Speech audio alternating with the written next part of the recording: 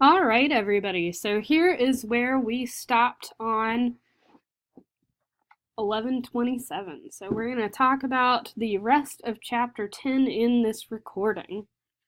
All right, so first of all, a couple of announcements. If you're watching this early, that is before Thursday at 8 o'clock, don't forget to do animated tutorials 10.1, 10.2, and 10.5, which are due on Thursday at 8 a.m. So don't forget to do that. Also, the summative quiz for Chapter 10 is going to be due by next Tuesday, 12/4 at the start of class. And just a reminder, there's figure labeling practice available for Chapter 10 on Canvas, so make sure that you do use that and that you do practice. The final chapter, over on the left you can see the voting results for that last chapter, and as you can see, the Muscles and Movement chapter won by a landslide. There were 23 votes in, a couple more votes, but even if they voted for the same thing, it wouldn't have mattered since we had 11 people vote for Muscles and Movement. So that'll be our last chapter, and the learning curve for that chapter 33 will be due on Tuesday, 12/4, so don't forget to do that as well. Your final exam time, I know everybody's wondering about that, is basically going to be during our normal class time in our normal room. So that'll be on Tuesday, December 11th at 8 a.m. In our normal classroom. So I will see you guys then, and happy studying for that. Well, I'll see you before then, but make sure you study hard for this last exam. And remember, it really is just a last exam, so it's only going to cover Chapter 10 and Chapter 33. Not all of the chapters we've done, and it's only 2 chapters. So I expect you guys are going to do really well on this last exam. Just make sure you study hard. All right, so back to this figure which shows the whole chapter. So last time we talked about the process of transcription going from DNA to RNA, and we also talked about how the pre-mRNA is processed before it is ready to leave the nucleus of the cell as mature mRNA. So now we're going to talk about translation and post-translational modification. Both of these last steps take place in the cytosol. And sometimes it takes place when you have a ribosome that's docked onto the membrane of the rough endoplasmic reticulum as well. All right, so basically what's going on here that you can see, and my pointer's not working for some reason, but in any case, what you can see if you look at the little ribosome there is that when translation's happening, you have a ribosome. On top, you've got a small ribosomal subunit, and on the bottom, you've got a large ribosomal subunit. And the large ribosomal subunit and the small ribosomal subunit basically attach onto your mRNA, and then they use the code in the mRNA to make a polypeptide, which gets modified and becomes a protein later. And the way that it does this is that the large ribosomal subunit has these 3 little slots, which we'll talk about in detail in a few minutes, that allow tRNAs, or transfer RNAs, to dock and bring along with them a specific amino acid that then gets added to our polypeptide chain, using peptide bonds, as you guys learned way back when. All right, so let's talk about these 2 parts in detail. So we're going to spend a lot of time on translation. All right, so in translation, as you could see on the previous slide, the mRNA exits the nucleus and it binds to a ribosome. That ribosome, as I said, facilitates the interaction between the messenger RNA and tRNAs. And those tRNAs are the guys who are carrying the specific amino acids that correspond to the codons on the mRNA. So essentially, the tRNA and the ribosomes are reading 3-letter words on the mRNA. and we call those words codons. And each codon is going to code for a specific amino acid. So when you put all that together, the sequence of our mRNA is going to determine the sequence of tRNAs that are going to bind to the mRNA. They're going to use base pairing rules again.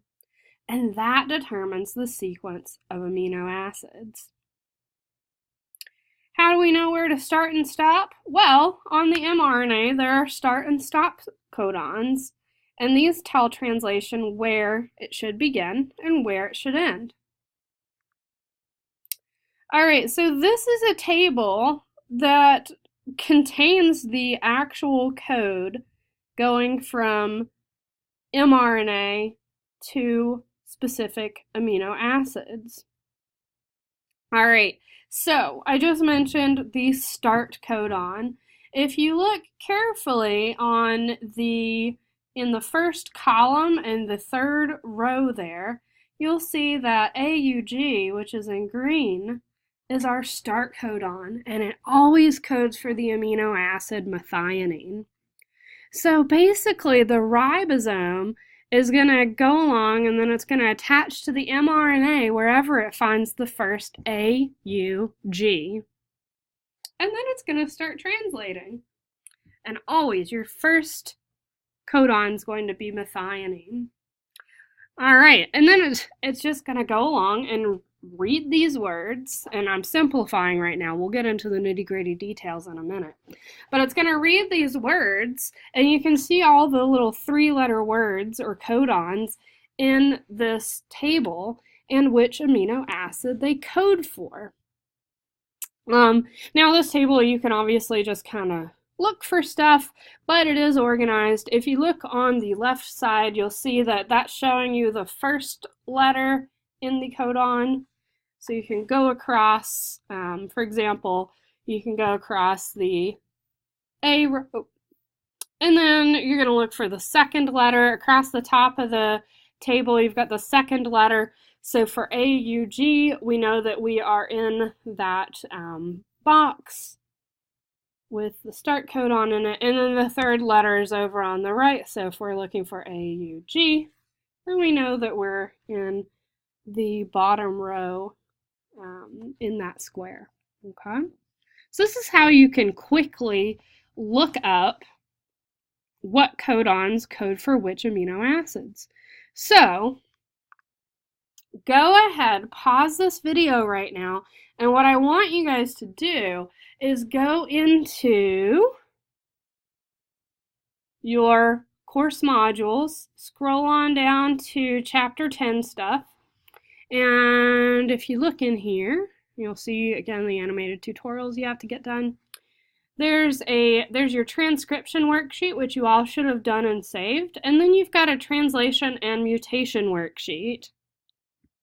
Okay, so open that up, and you will see that the first question, and that's all I want you to do right now, the first question asks you to take your mRNA sequence that you already transcribed in class on Tuesday and actually translate it using every 3 letters as a codon. Translate it into an amino acid sequence. Now, guys, you will find that you'll have one little straggler letter that's not part of a codon at the end. Don't worry about that. It's supposed to be that way, and that's okay.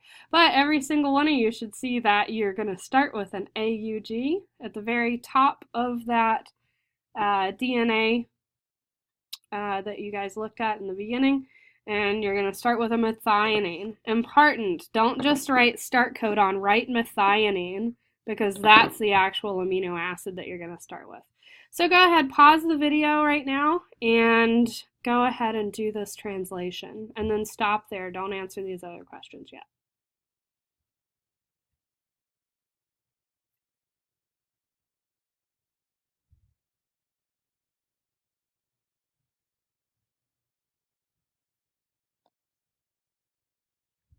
All right, so you should have paused and actually translated your mRNA that you transcribed already from the DNA model that we had out in class. You'll notice a couple things looking at this table. And one of those things that you'll notice is that sometimes, well, basically all the time except for methionine, you have, also tryptophan only has one codon. But most of the time, you have multiple codons that code for a specific amino acid, okay? So for example, if we look at the top left box, you can see that both UUU and UUC codons code for the same amino acid, phenylalanine. All right, so what does this mean? Like, how does that work? I thought that the DNA code was very, very specific. Well, it is very specific, but it's also redundant. So, you've got 64 possible codons, and there's only 20 amino acids, as you guys know from the protein chapter. So, it's got to be a little bit redundant, but that's okay because it is not ambiguous. It is very specific because each codon is always going to bring you a specific amino acid. So if you have CUU, you're always going to get a leucine. You're never going to get a different amino acid. All right. So it is very, very specific. Also, this is universal for all life, including prokaryotes, eukaryotes, everybody. All right. Domains archaea, bacteria, and eukarya, everybody uses this same genetic code. So implications for evolution, implications for genetic engineering. Think about these for a second. What implications do you think there are for these?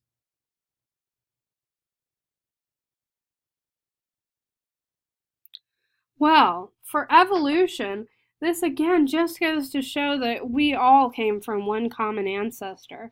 If life had begun separately multiple times, then you'd think that you wouldn't have the same genetic code and that genetics wouldn't work the same if life arose multiple times. Okay, so it's good evidence for evolution.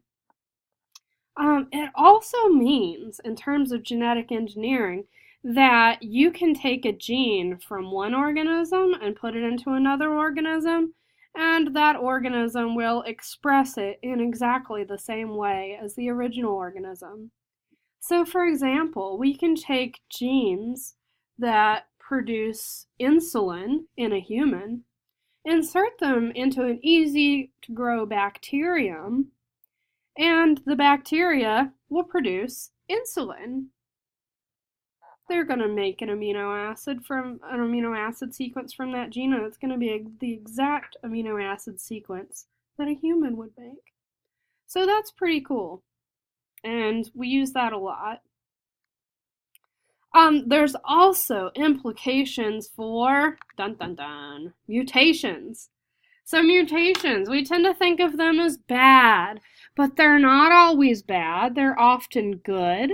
They're the source of genetic variation. So in that cricket example that we did in the beginning of class, the flat wing mutation was actually beneficial for those crickets because it helped them avoid the parasitoid Ornea flies. All right. So mutations can also be neutral.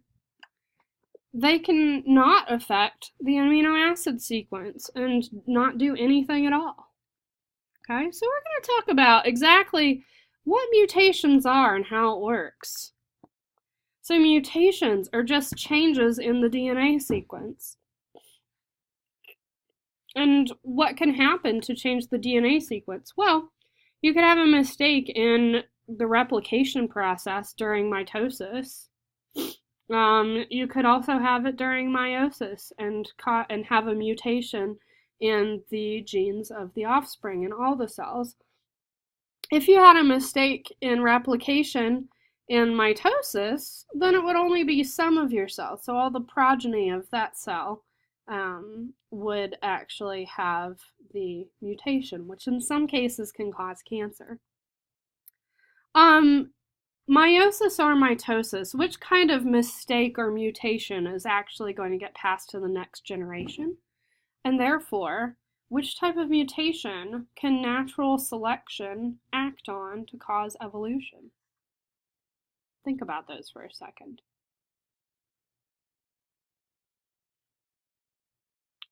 Well, for a mutation to pass on to the next generation, it has to have been a mutation or a mistake in replication during meiosis, during that synthesis stage. Okay? So that's going to produce a gamete that's going to get fertilized, and then, that altered gene gets passed to the next generation. And it's only genes that get passed to the next generation that natural selection can act upon and cause evolution to happen. Okay? So no mutations, no variation, no heritability, no evolution. All right, so mutations are actually a key part of life. So what kinds of mutations are there? And how do these changes in DNA sequence actually affect the protein that's produced? Well, we're going to talk about just a few types of mutations that you can have, and they are all actually point mutations. So point mutations are changes in just one nucleotide. Also, we're going to assume that the mutations that we're talking about are happening in an exon sequence of the DNA. Remember, the exons are the only parts of the DNA that are expressed. The intron sequences of the DNA are going to be cut out of the mRNA after transcription during that mRNA processing, and so they're never going to get expressed. These intervening sequences just go away. So what if a mutation happens in an intron? Meh, it doesn't matter. It doesn't do anything. So that's one way that a mutation cannot matter at all. All right, so we're only talking about changes that happen in an exon, and we're only talking about changes in one nucleotide. So we're going to talk about all the different things that can happen if you change just one nucleotide. All right, so here's an example. This is sort of the original. Okay, so if you don't have any difference or any change happening in a normal sort of situation or a normal organism, sometimes we call that the wild type. So in the Ormia crickets, for example, the wild type is to have the wings that do have stridulatory structures that allow them to sing. So we're talking about basically the protein that actually makes those stridulatory structures. So say that's this polypeptide that we've got here. All right. So when we transcribe and translate that, you can see the DNA template strand at the top going from 3' to 5'. Then you've got your mRNA from 5' to 3'. Again, we're assuming that this is an intron sequence, an exon sequence, and so we're not going to process this part of the mRNA. And when it gets translated, then you have a polypeptide that goes methionine, tryptophan, leucine, proline, asparagine, and stop. Okay. And if you haven't done this yet, you can use that table that we showed a few slides ago and actually use it to translate that mRNA. Practice this, make sure that you get the polypeptide that we've got here. All right, so this is normal. Now say that a cricket mama is making some cricket eggs. And during the process of replication that happens right before meiosis, there's a mutation. All right, and the mutation you can see there shown in yellow. So this is going to be the DNA template strand now in the offspring. And you can see that it is going to cause a change in one of the nucleotides in the mRNA. So we're changing, let's see, a G to an A here. And we're also changing, if you look at that codon, we're changing a CCC to a CCU. But if you go back to that table, and I'll go back there real quick here. If we go back to that table,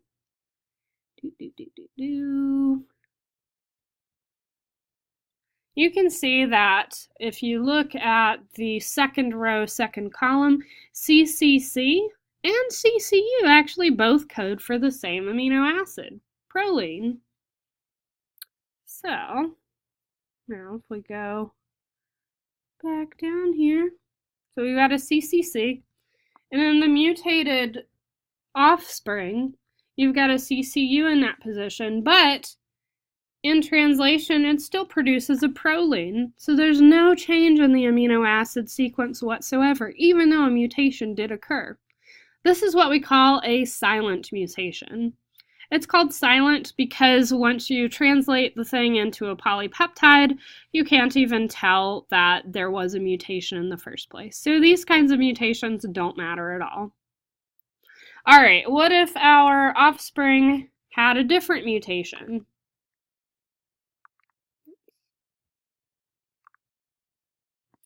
What if we look at the next sequence here and we have now an A instead of the wild type? So again, looking at that wild type, you had a T there, I think it is. And now we're going to change that T to an A. All right, so changing that T to an A changes the codon to GUU, and instead of having an asparagine in that position, we actually end up with a valine. So this has actually caused a difference in the sequence of amino acids in that polypeptide. This is what we call a missense mutation. All right? A missense mutation is going to change one nucleotide in the DNA sequence to another nucleotide. And then it actually has the effect of producing a different amino acid at that one position. All right?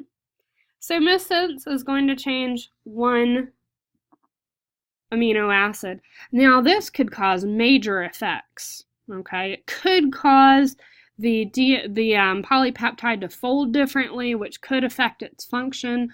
That specific amino acid might have been part of an active site on an enzyme, and now it's not going to do the same function anymore. It's not going to be able to bind what it's supposed to bind. So this can have a big effect, but often it doesn't if it's not an important part of the protein.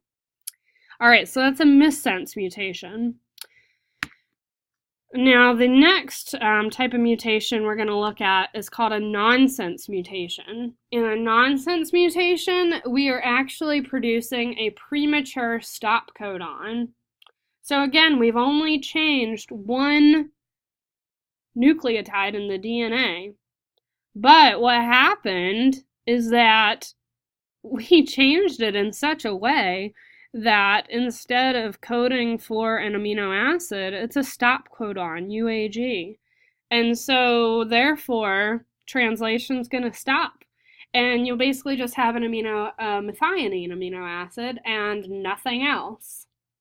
So we have not built that polypeptide at all. So this is the sort of thing that may happen in cases like phenylketonuria, where you're completely lacking the enzyme that breaks down phenylalanine. All right, so this basically causes you to not make the protein at all, nonsense mutation. Again, we've just changed one nucleotide. And if you thought that that's messed up, this next one I'm going to show you, this is where you can have all kinds of funky changes. You can have a very big change in an organism in just one generation because of a single point mutation. And that is a frame shift mutation. So in a frame shift mutation, you are actually inserting just one little extra nucleotide in the DNA sequence. And that is going to shift the reading frame for the whole rest of our mRNA. It's going to shift the reading frame of those codon words that we're going to read in translation and make into a polypeptide. So now we've changed everything downstream. Okay? So this makes a completely different polypeptide. It might not do anything. It might just be a non-functional version, or it could be a polypeptide that does something brand new in an organism. This can be a huge type of mutation for evolution to act upon. Okay? So, mutation types. You've got silent mutations where you just change one letter and nothing actually changes in the amino acid sequence at the end. A missense mutation is where you change one letter and that results in the change of one amino acid, and that's it. A nonsense mutation just changes one letter, but it causes you to have a stop codon before the functional protein would be done being translated. Or you can have a frame shift, and that's where you're inserting. You can also delete just one letter, and that's going to change every single amino acid downstream of the mutation. So it can have a huge effect, even though you just changed one letter of the DNA sequence. All right, so now you try it. Go back to that worksheet, and I want you guys to do the amino acid changes that you see here. Make this big again. All right. So actually go through, and so number 2 says that what would the amino acid sequence be if there was a mutation that changed the G to the T at position 11 of the template DNA strand. So now you've got to go back to your actual DNA template, not the RNA, but the DNA template strand, and change the G that you've got in the 11th letter to a T. Okay? Go on through and figure out what the mRNA sequence would be, and then figure out what the amino acid sequence would be. And then you're going to be able to figure out what type of mutation this is based on what happens. All right? So go through, do number 2, 3, 4, and 5. All right? And then the last thing on this worksheet, I want you to actually think a little bit about what might happen to the resulting polypeptide in a missense mutation. So think about the properties of the amino acids. So this is taking you back a little ways, back again to that protein chapter. And just in case you forgot, here's that table with the protein, or with the amino acid properties on it. So think that through. And I actually would like you guys to go into Canvas and submit your answers to these questions. They're going to be posted as a homework assignment / quiz for today. All right, so make sure you do that worksheet and pause this video so you have time to do it, and then come back.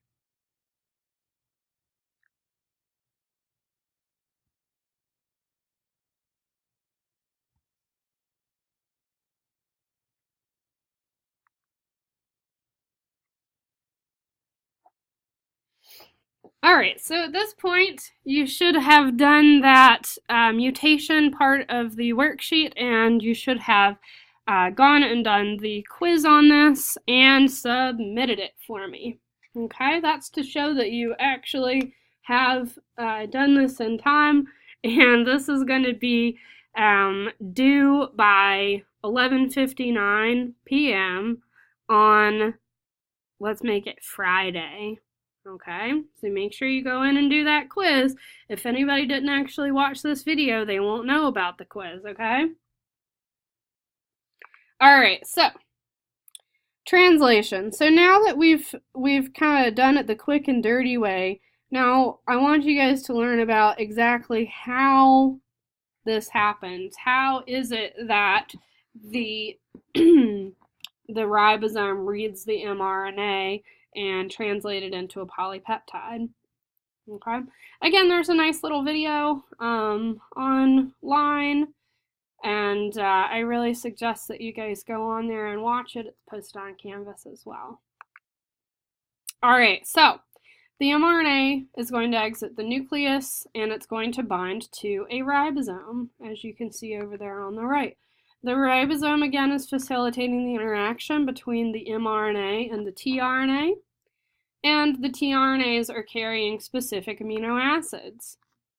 So altogether, the tRNA and the ribosome are reading the 3-letter words on the mRNA. And again, those are the codons. That's what you guys just practiced, is reading those codons. But you guys have to start understanding exactly how these, essentially inanimate objects can do this reading thing. So each codon is going to code for a specific amino acid, and therefore the sequence of the mRNA is going to determine the sequence of the tRNAs that bind with the mRNA at the ribosome, and the tRNAs carrying their specific amino acids are going to determine the sequence of amino acids in the polypeptide.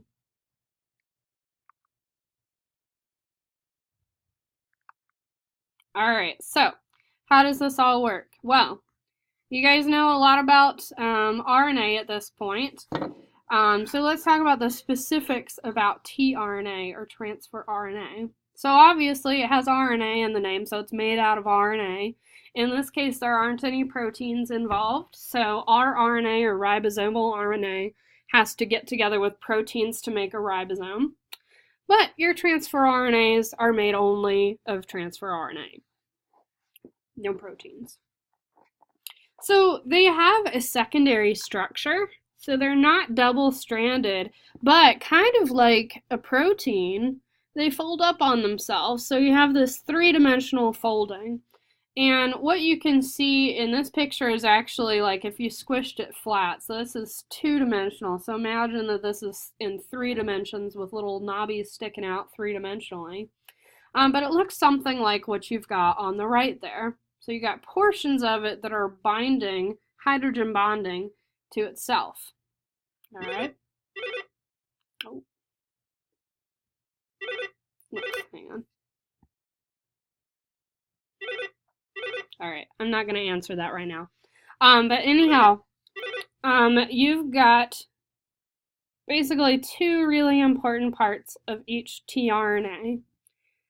So the first important part is called the anticodon, and you can see it at the top there in yellow. So you're going to have, the anticodon is at the bottom in red. I was like, wait a second. All right, so at the bottom in red, you've got an anticodon, and in this case, it is CCG. Okay? So this particular anticodon is actually going to bind with mRNA based on those base pairing rules. So this CCG anticodon is only going to bind with a codon that goes GGC. It's only going to go onto that specific codon. And so that's where the specificity comes from, in the fact that each codon always codes for a specific amino acid. So that CCG is going to actually bind onto the correct part of the mRNA, facilitated by the ribosome, and we'll talk about that later. And on the other end of that tRNA is the amino acid attachment site. That's the yellow part. All right, so that's going to have an amino acid on that end, and then the other end is the anticodon. So altogether, this is how we actually read the mRNA codons. We read the words and bring the specific amino acid. That's pretty cool. All right, but the tRNA and the mRNA essentially need a workbench to go together, and that is the ribosome. So I like to call the ribosome the molecular workbench for translation. Okay, so you can see it to the left here. This is actually like a space filling model that shows what a ribosome actually looks like and what the tRNAs binded to the 3 little sites that we're going to talk about in a second in the ribosome would look like. And then on the right, you've got a simpler version. So the ribosome is made up of rRNA, or ribosomal RNA, and proteins. And then it's got 2 subunits, a large subunit and a small subunit. And the large subunit, which you can see on the bottom here, has these 3 binding sites for tRNAs that are carrying amino acids. Okay. All right, so how do all these things get together and read the amino acid sequence? All right, get ready for some of the complicated stuff here, guys. All right, so you've got your mRNA. Look at the top part there. In initiation of translation, your small ribosomal subunit is actually going to bind onto the mRNA first, and it's going to bind to a recognition sequence that has AUG right in the middle of it. AUG, of course, is our start codon. So the next thing that's going to happen is that the tRNA that has the specific anticodon AUC that binds with the codon AUG. Sorry, did I say UAC? Yeah. So that specific tRNA is going to go ahead and bind onto that start codon, and it's going to bring with it methionine. Met. Okay. So it's going to have a methionine. And then once you've got your small subunit bound onto your mRNA and that methionine charged tRNA bound onto there, then the large subunit comes along and binds onto that initiation complex. All right.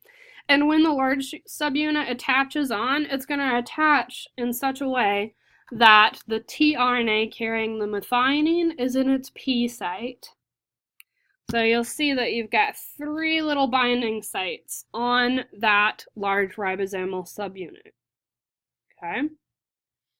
If you read it backwards, it spells APE, APE, forwards EPA, like Environmental Protection Agency. That's how I remember it, at least. Alrighty, so you've got the large subunit on there, and now we are all set for the elongation step of translation. And this is all based on codon recognition. So you've also got a sequence of your mRNA, a codon, in the A site. So now what's going to happen is that a tRNA that has the anticodon that matches that codon is going to go in there. And in this case, we've got the codon CCG, and so that's going to cause a tRNA carrying proline to attach onto there in the A site. All right, so you can see it in the second picture there, in there. The next thing that's going to happen is we're going to form a peptide bond between the first amino acid and the second amino acid on those tRNAs. So basically that tRNA that's in the P site is going to pass its amino acid to the tRNA in the A site. So methionine is going to attach onto proline. Okay? And then basically that ribosome starts ratcheting along the mRNA. So it actually shifts down a codon.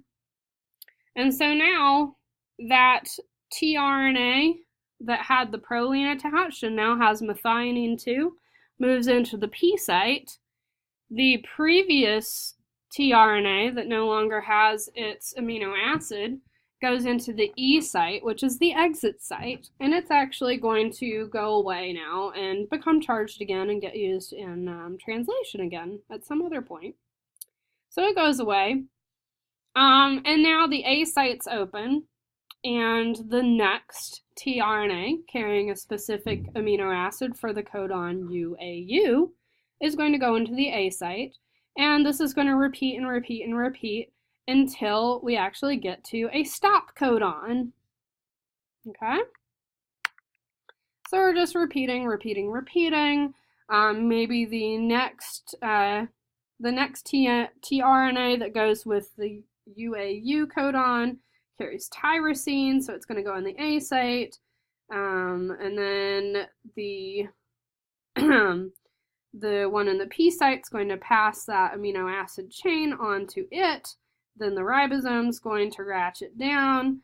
The previous tRNA is in the E site, it goes away, and this just repeats and repeats and repeats. Okay? Again, this is going to repeat until we get to a stop codon, which causes termination. So, in termination, you've got a stop codon in the A site, and one of the stop codons is UAA.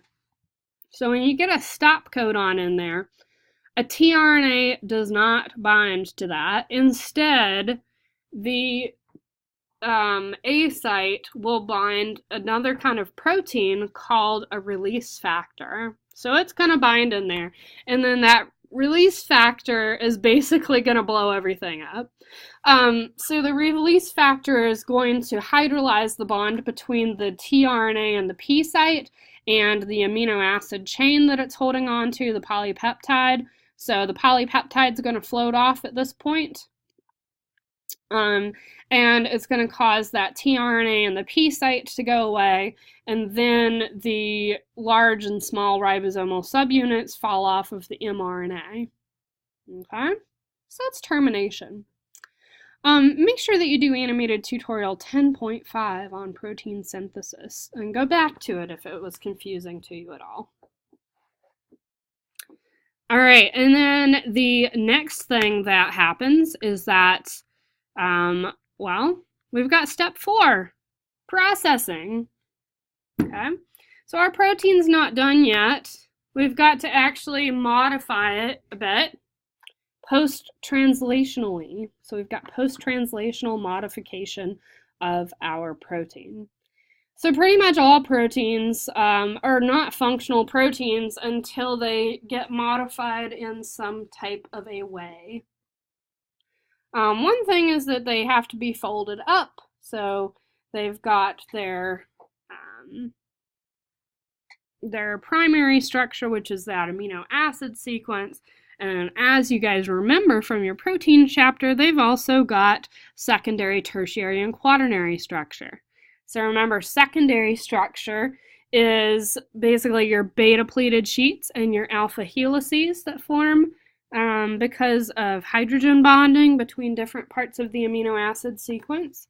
Then you've got your tertiary structure, and a lot of times tertiary structure has to be helped out in some way by other proteins or enzymes.